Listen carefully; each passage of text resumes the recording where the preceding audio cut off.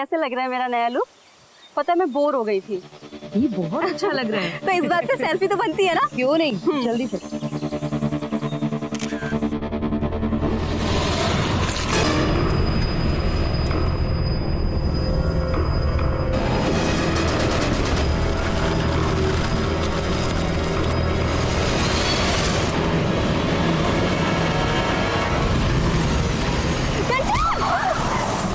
साले अंधे, तुझे दिखाई नहीं देता क्या? उठो कंचन, तू ठीक है ना? छोड़ो दी। पता नहीं आजकल के ड्राइवर कौन दे देता है इनको ड्राइविंग लाइसेंस। अब ये भी जो आपने देखा वो किसी के साथ भी हो सकता है। नमस्कार, मैं सीनियर इंस्पेक्टर विवेक शर्मा और स्वागत है आपका क्राइम पेट्रोल दस्तक में। हमारे साथ ऐसे तरह तरह के एक्सीडेंट्स होते रहते हैं। रोज ऐसी कितनी खबरें आती हैं, लेकिन क्या यह महज एक्सीडेंट था? यह भी तो हो सकता है कि ये कोई हादसा ना होकर कोई सोची समझी साजिश हो या फिर आने वाले अपराध की दस्तक।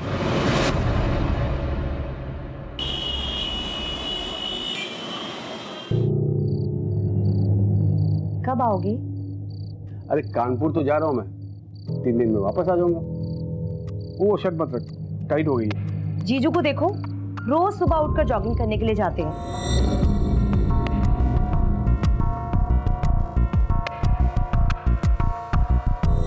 तू और तेरे जीजू, जब तक तू उसका नाम नहीं लेती ना सुबह से, तेरा खाना नहीं बचता, दिन नहीं गुजरता तेरा। मेरे जीजू है ही वर्ल्ड के बेस्ट जीजू। कितना हार्ड वर्क करते हैं वो। हाँ, ये बात तूने सही कहा।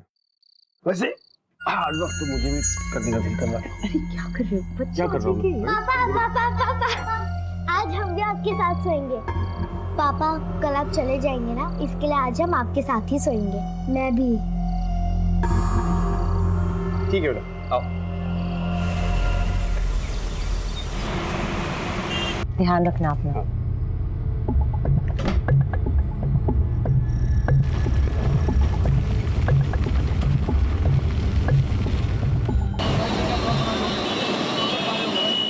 टेस्टी थे ना गोलगप्पे? तुम्हारे साथ सब टेस्ट लगता है। चलो मैं पे करके आती हूँ। भैया 2 प्लेट के कितने हुए? ये लो। Thank you. मम्मी उधर देखो, मौसा जी की कार।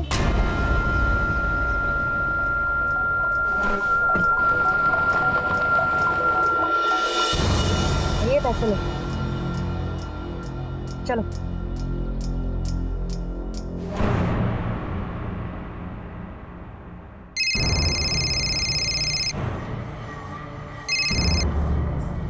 हाँ सुनीता, बोल। कंचन, हम लोग सनशाइन कैफे में बैठे हैं, जल्दी आ जा। चल ठीक है, मैं आती हूँ। आ रही है।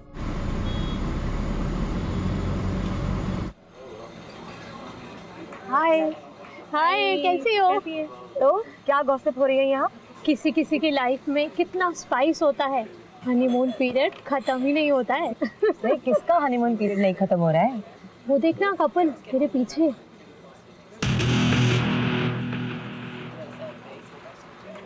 जीजू? वो तेरी दी जीजू है क्या? नहीं नहीं, वो पीछे से देखने में मुझे ऐसा लगा मेरे जीजू हैं। कोई और है। ओके। अच्छा सुनो, मैं चलती हूँ, मुझे बच्चों को ना पिक करना है ट्यूशन। अरे अभी तो आई हो, क्या बैठ रहा हूँ थोड़ा सा? नहीं नहीं, लेट हो रहा है, मैं ना फिर कभी आऊंगी। हाँ अच्छा, तू भी ना। Bye bye.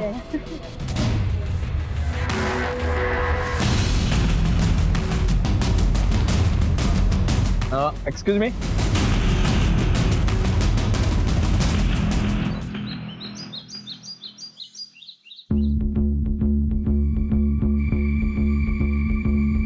क्या कर रहे हो तुम दोनों? देखने लगी मैं कुछ जरूरी काम कर रही हूँ। मम्मी आप क्या काम कर रही हो? आप तो बस मौसा जी को फोन लगा रही हो ना। लाइन में लगा। अरे क्या कर रही है रिया तू?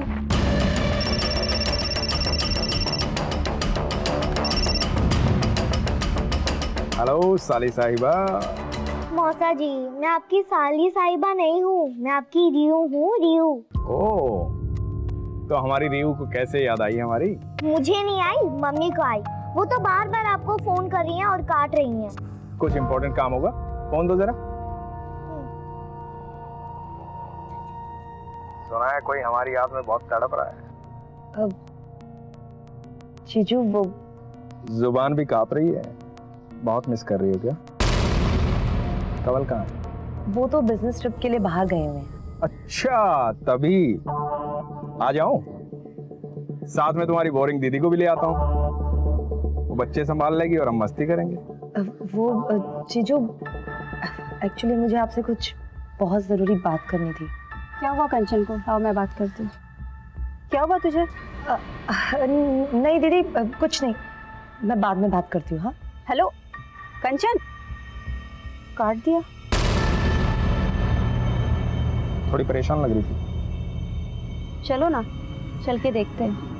नहीं, मुझे अर्जेंट काम है, मुझे जाना है। तू चली जा।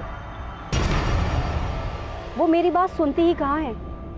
सारी बातें तो वो आपसे शेयर करती हैं, और वैसे भी वर्ल्ड के बेस्ट जीजू जो हो आप। अरे यार अर्जेंट काम है मुझे, तू चली जा। अच्छा सुन, वो डिनर मत बनाना, लेट हो जाऊंगा आने।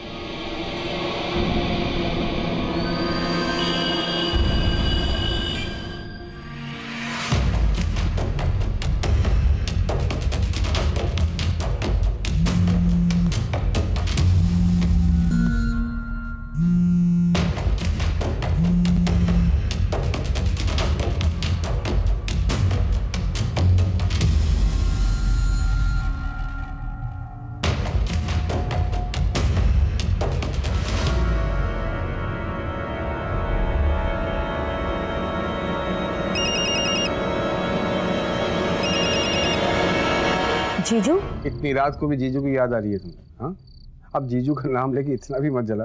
नहीं, वो एक्चुअली जीजू का कॉल आने वाला था तो मैंने सोचा कि। तो ठीक है ना? हाँ, क्यों? नहीं, थोड़ी परेशान लग रही हो तुम। नहीं, बस आपको मिस कर रही हूँ। मेरी हॉट बीवी, मेरे बच्चों का ख्याल रखना। कानपुर से जल्दी आकर हॉट बीवी और बच्चों को ढेर सारा प्यार दूंगा मैं। अभी रखता हूँ। Love you too, bye. Bye.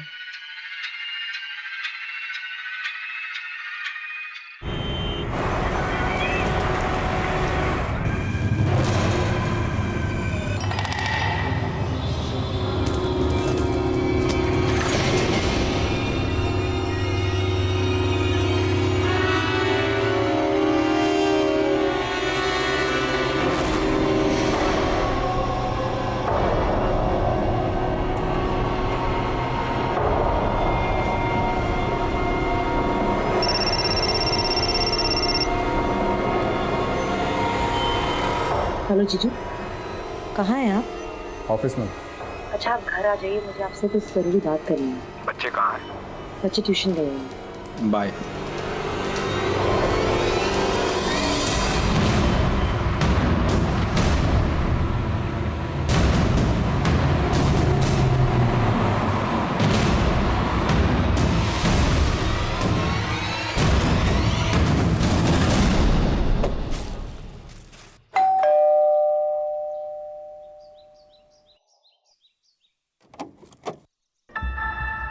Pretty pretty flowers मेरी प्रीटी प्रीटी साली के लिए।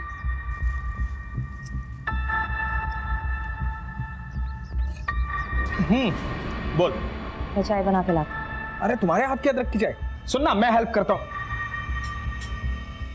भाई मेरी साली और उसके हाथ की चाय, दुनिया में इन दोनों का कोई मुकाबला नहीं है। चाय पत्ती, हाँ चाय पत्ती, चीनी, पता है तुम्हें? वो तो तुम्हारी दीदी पहले मिल गई।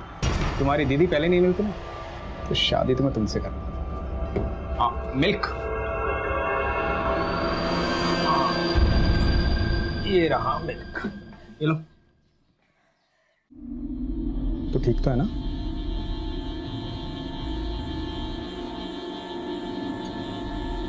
अरे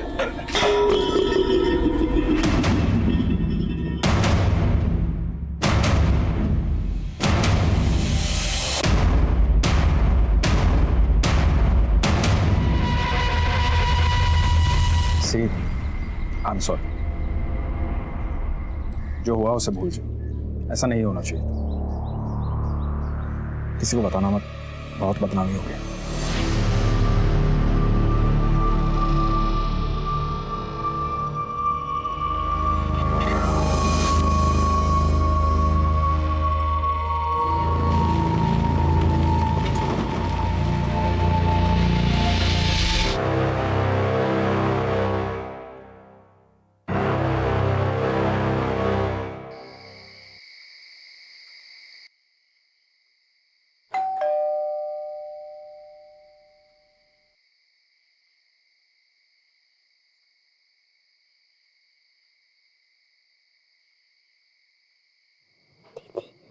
दीदी लगता है डैडी आ गए।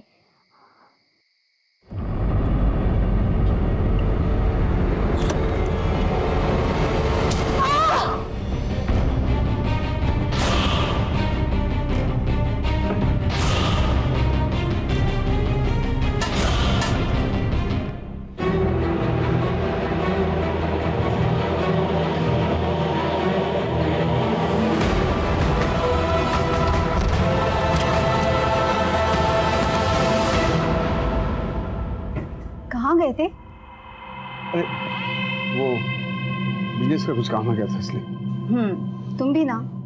अब कल घर चले जाओगे, थोड़ा समय तो मेरे साथ बिताया करो। मैं तो हमेशा तुम्हारे साथ रहना चाहता हूँ। सच।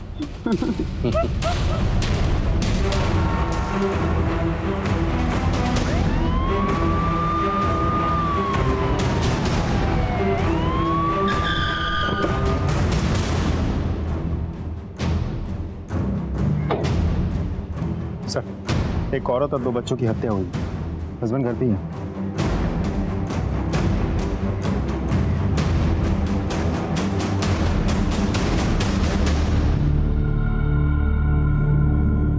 ये कब और कैसे हुआ? पता नहीं सर, मैं बाहर कानपुर गया था, घर आया थे कब।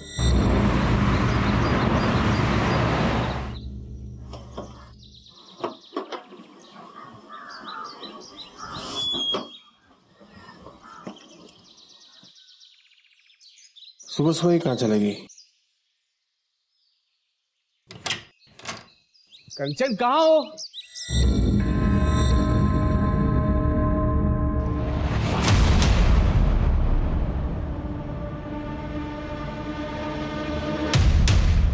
सर, मुझे तो ये रॉबरी का केस लगता है।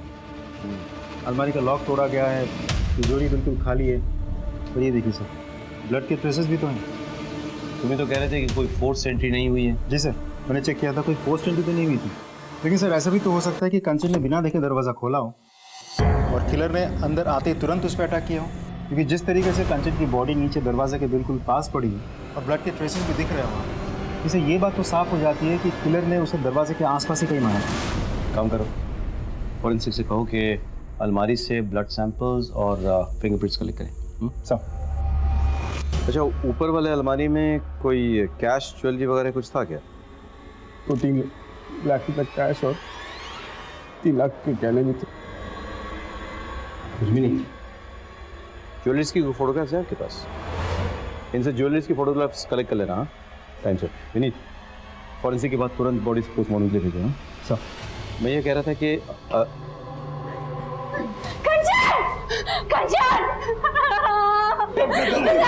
एक्सक्यूज मी, आप लोग कौन हैं?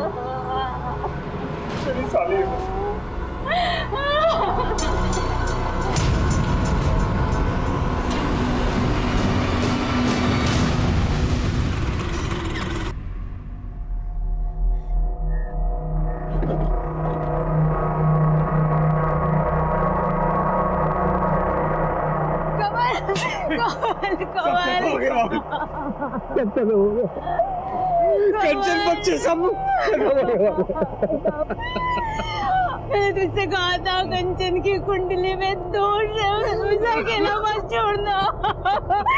मैं तुझे एक बात नहीं मानी।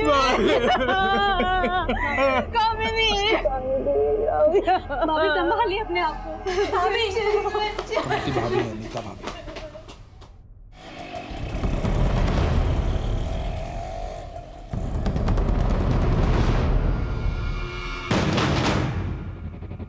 फुटेज निकालो। सर,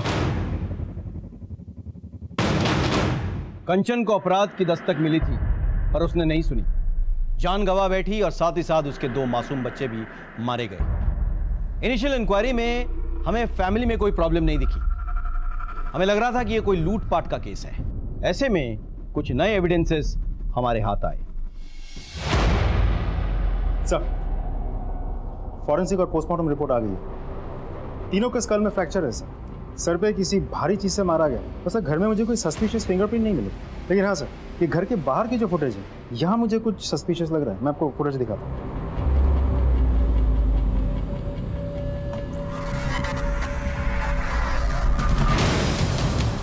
कि इतनी गर्मी में ये उड़ उड़ के कहाँ जा रहा है? हाथ में ग्लव्स है, चेहरे पे दुपट्टा है। I'm sure अपनी आइडेंटिटी छुपाने के लिए सब कुछ किया है इसने। साइकिल तो लेडीज वाली लग रही है, लेकिन इसमें मर्द बैठा है या औरत ये नहीं पता चल रहा। ग्लव्स पहन रखा है इसलिए फिंगरप्रिंट भी नहीं है। और ये देखिए सर, हथौड़ा, शायद इसने मर्डर इसी से किया है। और अलमारी भी इसी से तोड़ा है। बहुत प्लानिंग के साथ मर्डर और रॉबरी किया है सर इसने। मुझे तो डाउट है, इतनी रात को कंचन एक अनजान आदमी के लिए दरवाजा क्यों खोलेगी? सर वो नींद में थी, ध्यान नहीं दिया, नींद से उठकर दरवाजा खोल दिया होगा। पॉसिबल है, लेकिन ये भी तो पॉसिबल है कि वो जाना पहचाना था, इसीलिए कंचन ने दरवाजा खोला और अंदर आकर उसने कंचन और उसके बच्चों की बेरहमी से हत्या कर डाली और इस कत्ल को लूट की शक्ल दे दी। पॉसिबल है सर, लेकिन ये भी तो हो सकता है कि किलर को पहले से ही पता था कि घर में कैश और ज्वेलरी रहते हैं, इसीलिए लूटपाट के इरादे से ही वो घर में घुसा, एक एक करके सबको मारा, कैश और ज्वेलरी लिया और फरार हो गया। यही तो पता करना है कि ये लूट के लिए मर्डर था या मर्डर करके से लूट की शक्ल दी गई। एनीवे, साइकिल का कुछ पता चला? सर मैंने सारे फुटेज चेक की, लेकिन कंचन के घर से 2 गली तक ही फॉलोअप कर पाए, फिर साइकिल कुछ पता नहीं सर। अंजना तुम एक काम करो, वो एरिया के आसपास भी चेक करो, हो सकता है वहाँ से कुछ पता चले। ओके, देखना यह है कि कंचन की किसी से दुश्मनी थी या नहीं।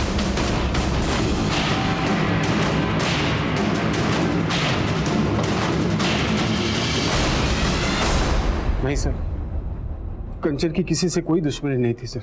उसकी तो कभी किसी से छोटी मोटी लड़ाई भी नहीं हुई सर। सर कुछ कहना है? सर कुछ दिन पहले की बात है, मैं और कंचन मार्केट में थे और जब हम मार्केट से घर लौट रहे थे तो तभी एक कार बहुत तेजी से कंचन की तरफ आई।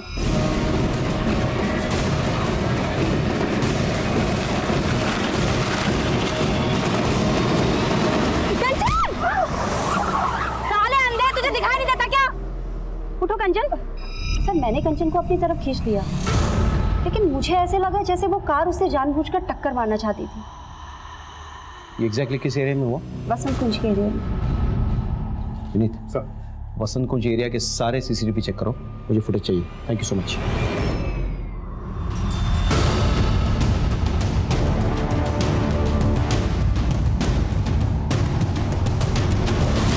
फुटेज में ड्राइवर का चेहरा कुछ क्लियर नहीं है। गाड़ी के डिटेल्स निकलवा। सर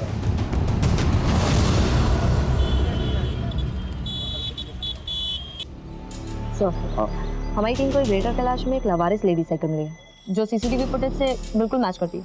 पता चला किसकी? नहीं सर, बहुत कोशिश की पर कुछ पता नहीं चला। सर सीसीटीवी में जो गाड़ी है उसके ओनर का पता चल गया। गाड़ी किसी गौतम के नाम पर रजिस्टर्ड है। बुलाओ। गौतम जी, DLY XYZ 1234 आपकी गाड़ी का नंबर है? जी सर। 14 तारीख को आप अपनी गाड़ी में कहाँ जा रहे थे? मैं कहाँ जाऊँगा सर, मेरी तो कार ही चोरी हो गई है। चोरी हो गई मतलब?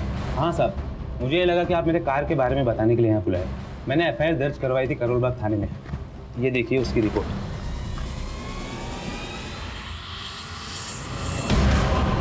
11 जुलाई को मेरी कार चोरी हुई थी सर। कुछ पता चला सर? नहीं, अभी कुछ पता नहीं चला है, पता चलते ही आपको खबर कर देंगे। अब जा सकते हैं। ठीक है सर। नहीं, तुम एक काम करो, कंचन के घर के बाहर जो CCTV कैमरा है प्लस आसपास के इलाके में जो भी CCTV कैमरा मिले उसके फुटेज निकलवाओ तुम 1 हफ्ता पहले की। ओके सर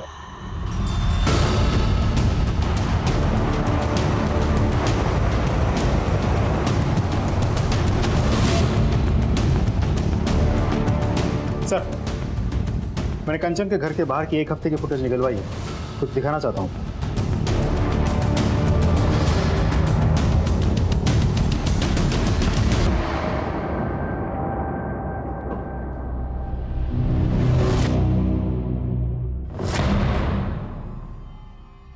ये तो साफ है कि आप अपनी बहन और अपने पति की जासूसी कर रही थी।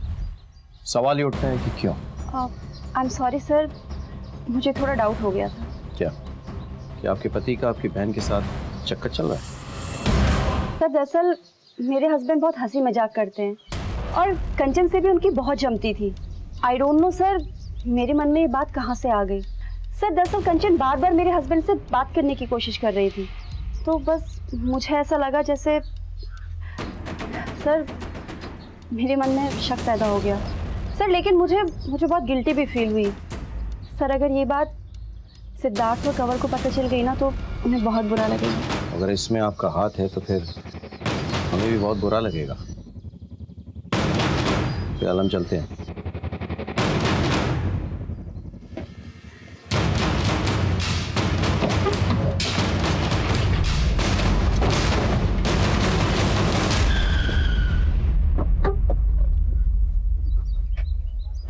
हमने कामिनी पर नजर रखी, उसके कॉल रिकॉर्ड्स निकलवाए, लेकिन वो क्लीन लग रही थी। और भी कई सारे लीड्स हमारे हाथ आए, लेकिन उससे कोई फायदा नहीं हुआ। सारे रास्ते कहीं ना कहीं जाकर बंद हो रहे थे।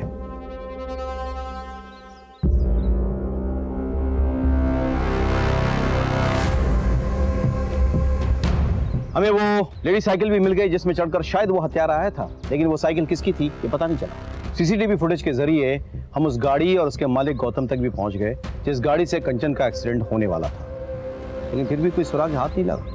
हमने करोलबाग पुलिस स्टेशन में पता किया, पता चला कि गौतम सच बोल रहा था। गौतम का कोई पुराना क्रिमिनल रिकॉर्ड्स भी नहीं मिला। पता नहीं क्यों मुझे ऐसा लग रहा था कि हो ना हो कोई जानने वाला है जिसने कंचन और उसके बच्चों को मारा है। मैंने कहा कि चलो घर वालों की हिस्ट्री निकालो। जब हमने कंवल का कॉल रिकॉर्ड चेक किया तो मुझे शक हुआ। सर कंवल की कॉल रिकॉर्ड आ गई। वो कानपुर कभी गया ही नहीं था, यही था दिल्ली में, पहाड़गंज एरिया में।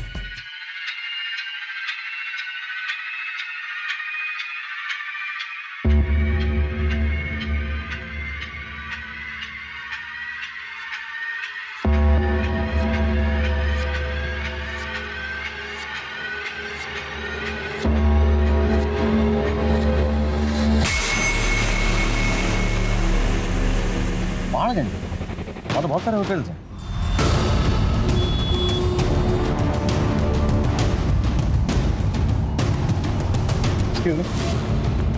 ये फोटो देखिए जरा, कंवल खन्ना आपके होटल में आया था? जी सर, ये और इनकी मिसेज दोनों आए थे। पैसे दिखा। Khanna, mister and Mrs Khanna. CCTV है यहाँ पे? हाँ जी। फुटेज निकाल इस टाइम का।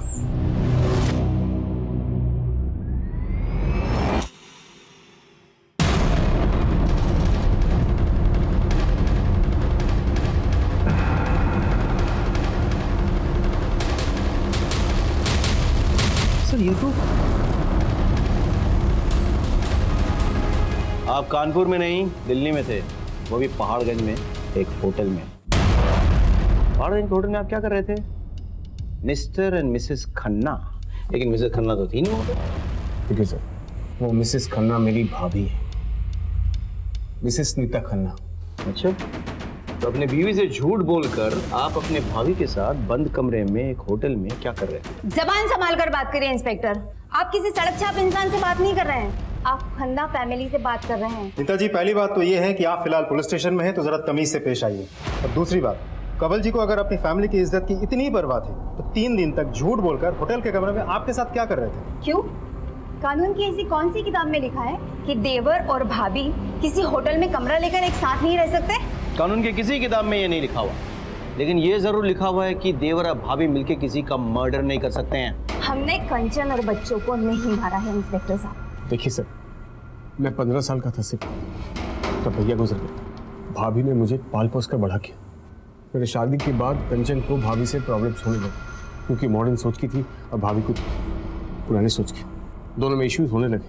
भाभी गांव चले गई। कंचन को मेरा भाभी से मिलना जुलना बिल्कुल पसंद नहीं था, लेकिन मैं अपनी जिम्मेदारी से कैसे मुंह फेर लेता सर बताइए आप। इसीलिए मैं छुपकर होटल के कमरे में जाता ताकि इनको मैं घर खर्ची के लिए कुछ पैसे दे सकूं, बस। होटल के कमरे में चुप कर? अगर मैं बंद कमरे में अपनी भाभी से मिलता हूं तो इसमें गलत क्या है सर बताइए। रहने दो कंवल, ये लोग हमारे रिश्ते को नहीं समझेंगे। आज्ञा चाहूंगी, चलो कंवल।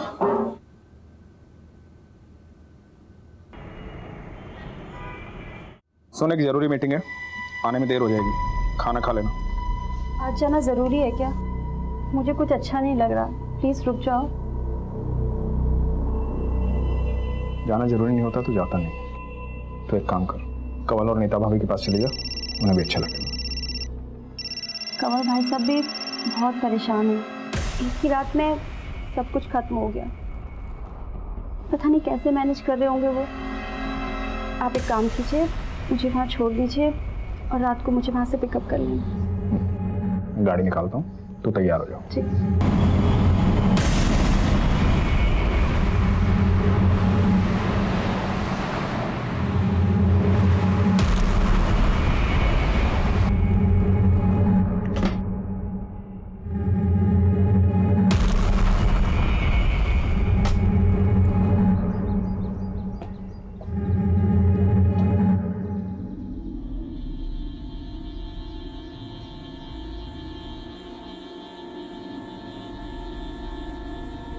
नीता भाभी, कंवल भाई साहब, भाभी।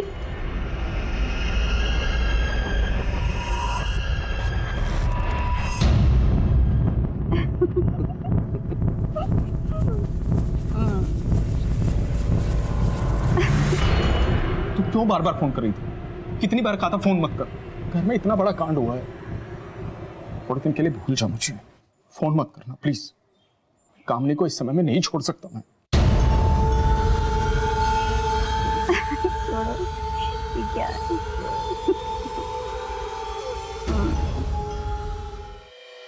Siddharth, I need your help Siddharth, मुझे तुम्हारी जरूरत है।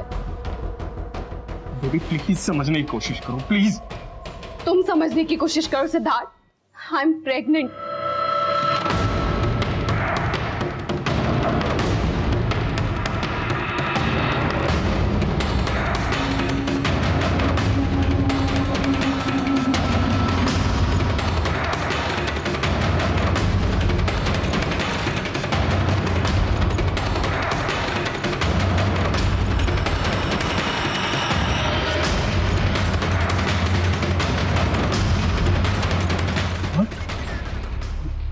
ये कब हुआ?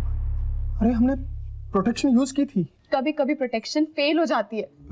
बेबी मैंने तुम्हें बताया था हमारा कोई फ्यूचर नहीं है। और देखो मैंने बताया था मैं शादीशुदा हूँ। ये सब बताने की जरूरत नहीं है। अरे मैं नहीं बोल रही हूँ कि तुम मुझसे शादी करो या मेरे बच्चे को अडॉप्ट करो। मैं खुद इस बच्चे को नहीं अपनाना चाहती हूँ। मैं अपना करियर स्पॉइल नहीं करना चाहती इस बच्चे के लिए। मैं सिर्फ इतना चाहती हूँ कि तुम मेरे साथ हॉस्पिटल चलो। अगर मैं अकेले जाऊंगी ना सिद्धार्थ, तो ये मेरे लिए बहुत बड़ी एम्बैरेसमेंट होगी। मैं बस तुमसे रिक्वेस्ट कर रही हूँ, बस एक बार ये अबॉर्शन हो जाए ना, उसके बाद देखते हैं हमारे रिलेशनशिप का क्या करना है।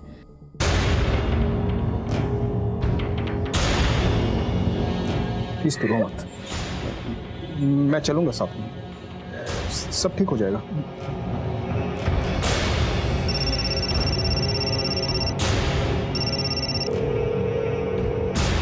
ये सिद्धार्थ फोन क्यों नहीं उठा रहे? सिद्धार्थ, मेरी इस हालत में भी तुम्हें तुम्हारी वाइफ की पड़ी हुई है ना। सिद्धार्थ, तुम्हें मेरी कोई फिक्र नहीं है। ऐसा नहीं है बेबी, प्लीज ऐसा नहीं है। फोन उठाओ प्लीज।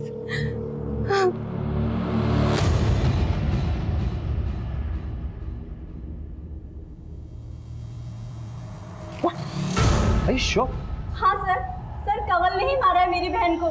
अभी मेरी बहन की चिता ठंडी भी नहीं हुई थी और उसका पति अपनी भाभी के साथ। आपके पास कोई प्रूफ है? हाँ सर है, ये देखिए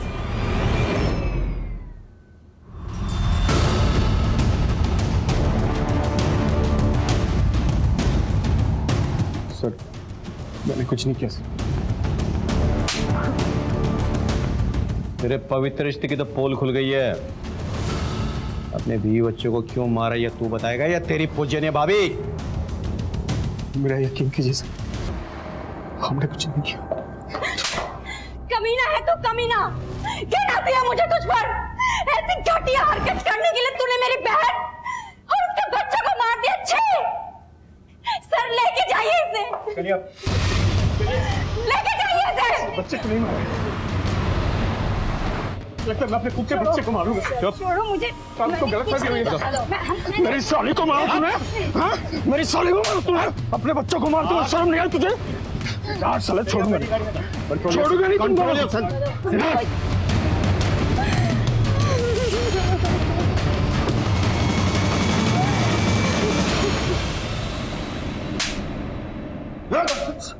तब तक मारूंगा जब तक सच नहीं बोलेगा।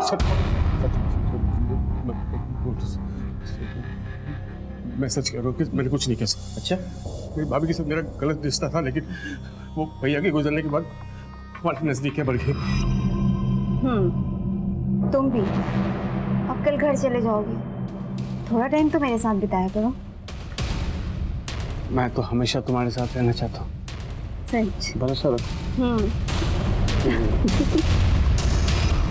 कमल की शादी हो गई, पर हमें तो एक दूसरे की आदत सी पड़ गई थी। बस हमने तय किया जैसे चल रहा है वैसे चलने देंगे, और हम छुप छुप के मिलने लगे थे। और तेरी बीवी को पता चल गया और तूने अपने बीवी और बच्चों को नहीं सर, सच बोल। सर मेरी बीवी कंचन को कुछ नहीं मालूम था। कंचन को पता भी चलता तो भी मैं इसको नहीं मारता sir. I loved her sir. ये छुप छुप कर मिलने से तंग आ गई होगी ना। और वैसे भी अभी तो तू सिर्फ 40 साल की है ना, अपने देवर के साथ तो लाइफ आराम से सेट कर सकती थी, लेकिन कंचन और उसके बच्चों के रहते तो ये सब कुछ पॉसिबल नहीं था, और इसीलिए तुम दोनों ने मिलकर के कंचन और उसके बच्चों को मार डाला। नहीं, ये गलत है। कमल अपनी पत्नी से बहुत प्यार करता था, दुनिया थी वो उसकी। कंचन एक बहुत अच्छी लड़की थी, मैं उसका घर नहीं तोड़ना चाहती थी। मुझे जो चाहिए था वो मुझे मिल रहा था, फिर मैं उसे क्यों मारूंगी? मर सर, मर, तब तक मर जब तक सच नहीं बोलता, और उसके बाद ही मरते रह। हमारे तमाम कोशिशों के बावजूद कमल और नीता इसी बयान पर टिके रहे कि उन्होंने ये खून नहीं किया। कमल दिल्ली में ही था और उसका अपने भाभी के साथ नाजायज संबंध भी थे, लेकिन हमारे हाथ कोई ऐसा पुख्ता सबूत नहीं लगा जिससे यह साबित हो सके कि उन्होंने ही ये मर्डर किए हैं। इसी बीच हमें एक लीड मिली। आगे बहुत सारे खबरी का फोन आया था। कंचन के घर से जो ज्वेलरी लुटे गए थे वो शाहदरा के पास एक ज्वेलरी शॉप में बेचे गए हैं। हाँ साहब, ये ज्वेलरी तो कल ही खरीदी है मैंने। चोरी का माल ही है, समझ में आया? माफ करना साहब, छोटा दुकान है अपना, छोटे मोटे लोग ही आते रहते हैं यहाँ पे। किसने भेजी थी? 2 लोग आए थे साहब, एक बाहर बाइक पे खड़ा था, एक अंदर आया था ज्वेलरी बेचने। सीसीटीवी है दुकान में? नहीं साहब, सीसीटीवी तो नहीं है। पहचान लोगे दोनों को? हाँ, एक को तो पहचान लेंगे सर। स्केच बनवा दो। जाइए इनके साथ।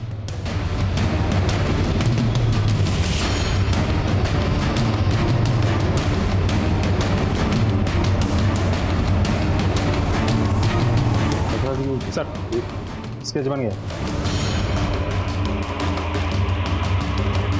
तो हमारे सस्पेक्ट में से कोई भी नहीं। सर हो सकता है मामला सच में रॉबरी का हो और ये आदमी उसी गैंग का कोई हो। पर ये भी तो हो सकता है ना कि कमल ने इस आदमी को भेजा और ज्वेलरी बेचने के लिए। तो एक काम करो, इस स्केच को तुम हर एक पुलिस स्टेशन में सर्कुलेट कराओ, पता करो ये कोई हिस्ट्री शीट है और अपने खबरियों को भी भेज दो। मुझे ये आदमी किसी भी हालत में चाहिए। सेकेंडली, कमल और नीता तो अपने साथी को जानते होंगे, तो उनको बुला। It's fine sir. Thank you.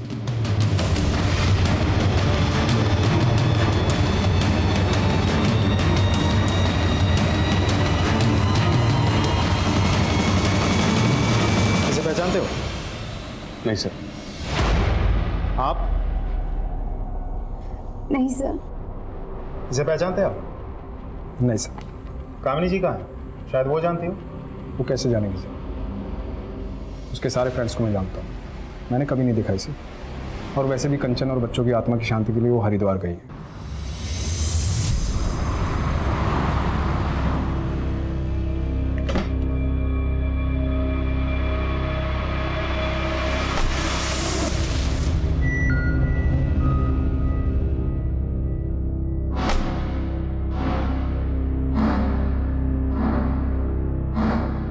Doctor, मुझे इसका ऑपरेशन करवाना है।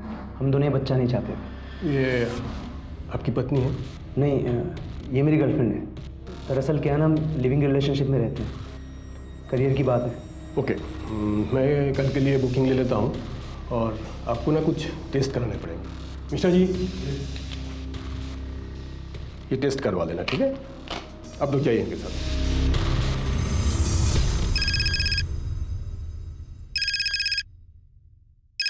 हेलो। हाँ सर, आपने जो स्केच दिया था वो लड़का आया है क्लिनिक में एक लौंडिया लेकर, अच्छा बच्चा गिराने की बात कर रहे हैं। हाँ सर, कल सुबह आएगा फिर। गुड गुड, ठीक है, थैंक यू सो मच।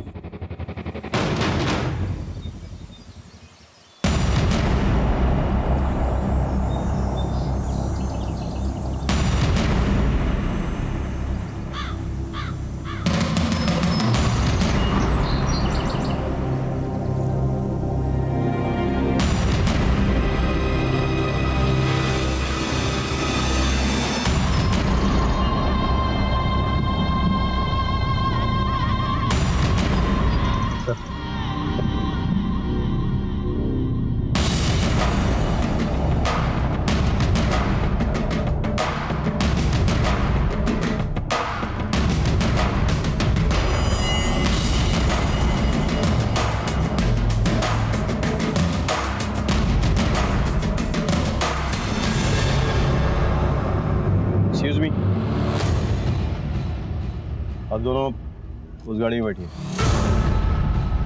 चलिए। सर बात क्या है? चलिए। बाद में बताया जाएगा आपको। चलिए।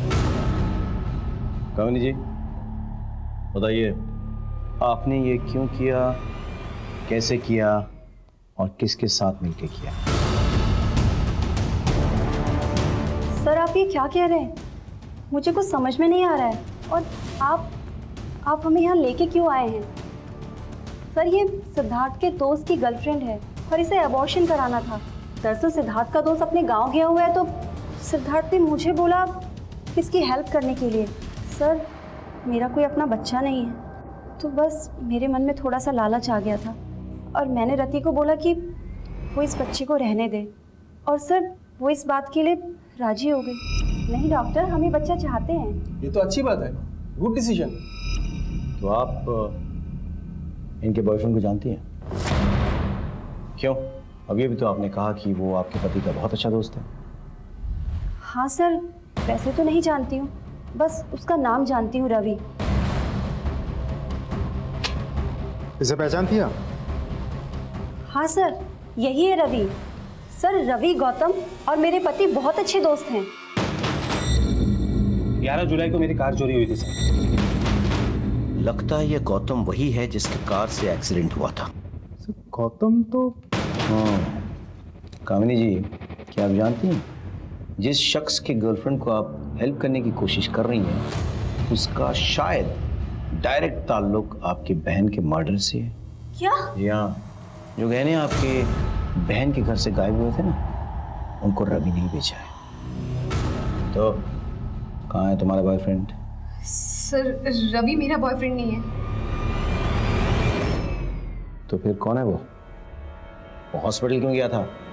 बच्चा किसका है ये? बोलना। बच्चा किसका है? सिद्धार्थ।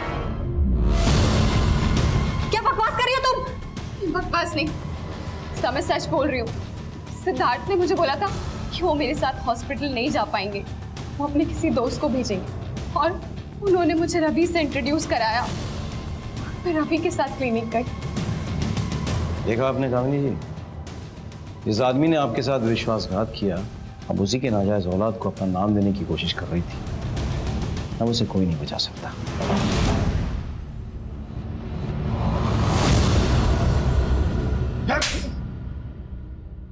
चल। सर कंचन को मेरे और रति के बारे में पता चल गया।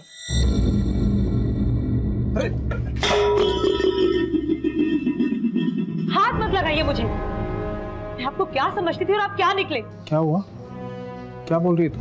आप मेरी दी को चीट कर रहे हो और बोल रहे हो क्या हुआ? मैंने खुद अपनी आंखों से आपको उस लड़के के साथ देखा है। यहाँ पर मैं सारा दिन आपके नाम की माला जपते नहीं थकती कि मेरे जीजू वर्ल्ड के बेस्ट जीजू हैं, और आप एक घटिया इंसान निकले। शर्म आती है मुझे आपको जीजू कहते हुए भी। सॉरी कंचन, माफ कर दो मुझे। तुम्हें पता है ना मैं तुम्हारी दीदी से कितना प्यार करता हूँ। तो वो लड़की तो ऐसे ही है, कभी नहीं मिलूंगा उससे, प्रॉमिस। प्लीज दीदी को मत बताना तुम्हारी। और मैं आपको लास्ट वार्निंग दे रही हूँ, अगर मैंने दोबारा आपको उस लड़की के साथ देखा ना तो मैं पुलिस में कंप्लेंट कर दूंगी। मैंने उसे समझाया था किसी को कुछ मत बताना, और वो अपनी बहन को बहुत प्यार करती थी। मुझे लगा कभी ना कभी उसे कुछ कर दे। मैंने सोचा मैं उसे मार देता। फिर मैंने गौतम की हेल्प ली और गौतम ने अपनी गाड़ी चोरी होने की झूठी रिपोर्ट ली।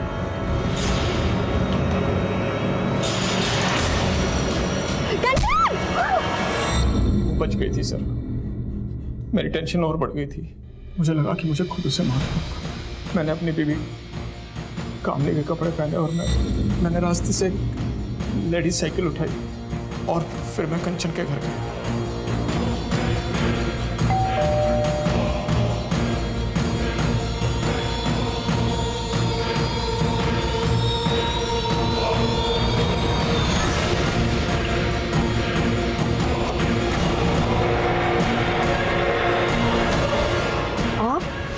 उसके बाद मैं ऊपर गया और मैंने ज्वेलरी लूट ली ताकि लूट का मामला लगे।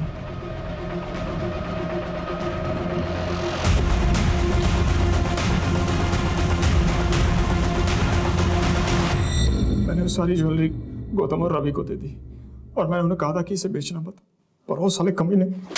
वो कमीना है? कमीना तूने उस औरत को मारा जो तुझे इतना मानती थी, इतना भरोसा करती थी, और सिर्फ उस औरत को नहीं, तूने उसके 2 मासूम बच्चों को मार डाला। तुझे तो जो सजा मिले वो भी कम है। तेरे जैसे लोगों के कारण अपनों पर से भरोसा उठ जाता है।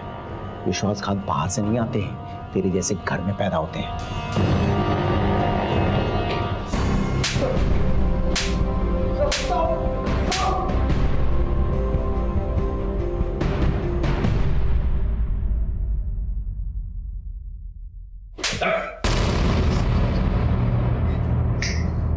चलो।